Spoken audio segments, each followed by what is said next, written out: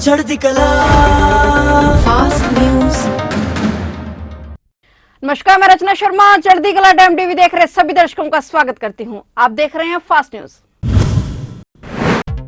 प्रधानमंत्री नरेंद्र मोदी आज बुधवार को डेनमार्क की ओर से आयोजित दूसरे भारत नॉर्डिक शिखर सम्मेलन में भाग लेंगे और बाद में पेरिस जाएंगे तथा अपने 3 देशों के यूरोपीय यात्रा के अंतिम दिन यानी आज फ्रांस के राष्ट्रपति इमैनुअल मैक्रों से भी मुलाकात करेंगे। दूसरे भारत नॉर्डिक शिखर सम्मेलन के दौरान प्रधानमंत्री नरेंद्र मोदी अन्य नॉर्डिक नेताओं यानी आइसलैंड, नॉर्वे, स्वीडन, फिनलैंड के प्रधानमंत्री के साथ बातचीत भी करेंगे। प्रधानमंत्री नरेंद्र मोदी ने अपने चल रहे यूरोप यात्रा के दौरान प्रस्थान वक्तव्य में कहा कि शिखर समिट में कोरोना के बाद आर्थिक सुधार, जलवायु परिवर्तन, नवाचार और प्रौद्योगिकी, नवीनीकरणीय ऊर्जा, विकसित वैश्विक सुरक्षा परिदृश्य और आर्कटिक क्षेत्र में भारत नॉर्डिक सहयोग जैसे विषयों पर ध्यान केंद्रित किया जाएगा। बता दें कि पहला भारत नॉर्डिक शिखर सम्मेलन 2018 में स्टॉकहोम में हुआ था।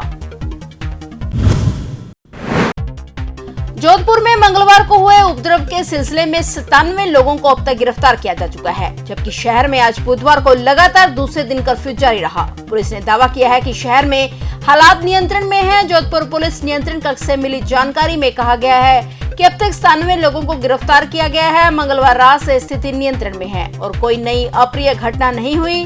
उल्लेखनीय है कि मुख्यमंत्री अशोक गहलोत के निर्देश पर गृह राज्य मंत्री राजेंद्र सिंह यादव, जोधपुर के प्रभारी मंत्री सुभाष गर्ग, अतिरिक्त मुख्य सचिव अभय कुमार और अतिरिक्त पुलिस महानिदेशक हवा सिंह घुमरिया मंगलवार को यहां पहुंचे। जोधपुर मुख्यमंत्री गहलोत का गृह नगर भी है, जहां हालात पर नजर रखने के लिए आला अधिकारियों के साथ लगभग 1000 पुलिस कर्मियों की तैनाती की गई है। जोधपुर जिले में मोबाइल इंटरनेट सेवाएं भी बंद हैं। दोनों मंत्री व पुलिस प्रशासन के आला अधिकारी शहर में डेरा डाले हुए हैं। शहर के 10 थाना क्षेत्रों में मंगलवार को दोपहर 1 बजे से आज बुधवार 4 मई की मध्य रात्रि तक कर्फ्यू के आदेश हैं।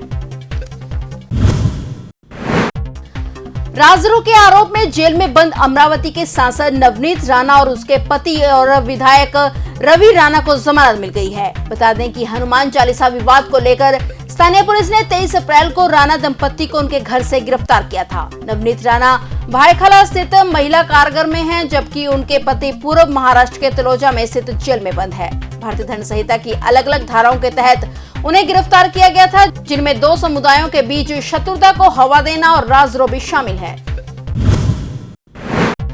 यूपी के बाद अब पंजाब में भी नाजायज कब्जों को हटाने के लिए बुलडोजर चलेगा। सीएम भगवंत मान ने कहा है कि जिन भी रसूखदार लोगों ने जमीनों पर नाजायज कब्जे कर रखे हैं, उन पर बुलडोजर चलाया जाएगा। मान ने कहा है कि विपक्ष में बैठे कुछ लोग सरकारी कोठियां खाली करने को तैयार नहीं हैं। यहाँ तक कि उन्होंने कारों के लिए भी मुश्किल से पास लिया है। सीएम ने कहा है कि राज्य सरकार सरकारी भूमि पर नाजायज कब्जों को लेकर भी सभी के कागज तैयार करवा रही है। मान ने कहा है कि पंजाब में अब अवैध कब्जों पर बुलडोजर चलेगा और किसी को भी बख्शा नहीं जाएगा। गौरतलब है कि पंजाब सरकार ने हाल ही में पंचायतों पर अवैध कब्जों को हटाने का अभियान चला रखा है। दिल्ली में धार्मिक स्थानों से लाउडस्पीकर हटाने की भाजपा की मांग का कालकाजी विधायक आतिशी द्वारा विरोध करने के कुछ घंटों बाद ही आम आदमी पार्टी ने स्पष्टीकरण देते हुए कहा है कि वह इस विचार से सैद्धांतिक रूप से सहमत है कि लाउडस्पीकर हर धार्मिक स्थल और आस्था के केंद्र से हटा दिए जाएं। आपने भारतीय जनता पार्टी से राष्ट्रीय राजधानी में धार्मिक स्थलों पर लाउडस्पीकर के इस्तेमाल से संबंधित उनकी मांग पर कार्रवाई के लिए दिल्ली पुलिस से संपर्क करने का भी आग्रह किया। आप पार्टी ने एक बयान में कहा है कि आम आदमी पार्टी सैद्धांतिक रूप से हर धार्मिक स्थल और आस्था के केंद्रों से लाउडस्पीकर हटाने की अवधारणा से सहमत है। देश में कोरोना मामलों में कल के मुकाबले फिर से उछाल आया है। भारत में एक दिन में कोरोना के 3205 नए मामले सामने आने से देश में कोरोना वायरस से अब तक संक्रमित हो चुके लोगों की संख्या बढ़कर 4,30,88,118 हो गई है। वहीं उपचाराधीन मरीजों की संख्या भी लगभग 19,509 पर पहुंच गई है। आंकड़ों के अनुसार देश में संक्रमण से 31 और लोगों की मौत के बाद मृतकों की संख्या 5,23,920 तक पहुंच गई है। बता दें कि अब तक देश में कुल 4,25,44,689 लोग संक्रमण से मुक्त हो चुके हैं और कोविड-19 से मृत्यु दर 1.22% है। भारत में कोरोना वैक्सीन की तीसरी यानी बूस्टर डोज लेने का गैप कम किया जा सकता है। आज बुधवार को इसको लेकर सरकार की साइंटिफिक एडवाइजरी कमेटी की बैठक हो सकती है। बता दें कि भारत में बूस्टर डोज को प्रिकॉशनरी डोज का नाम दिया गया है। अभी फिलहाल बूस्टर डोज सिर्फ उन्हें दिए जा रहे हैं जिन्होंने वैक्सीन की दूसरी डोज 9 महीने पहले ली थी, लेकिन अब कहा जा रहा है कि इस गैप को घटाकर 6 महीने किए जाने पर विचार किया जा सकता है।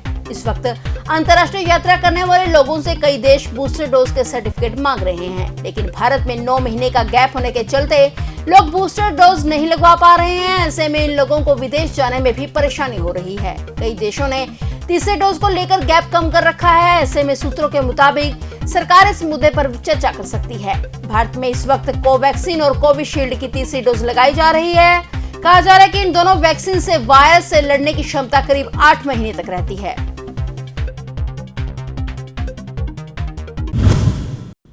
फिलहाल फास्ट न्यूज में इतना ही और नए समाचारों के साथ फिर से हाजिर होंगे। तब तक के लिए देखते रहिए चढ़ती कला टाइम टीवी। अब मुझे दीजिए इजाजत। धन्यवाद। चढ़ती कला फास्ट न्यूज।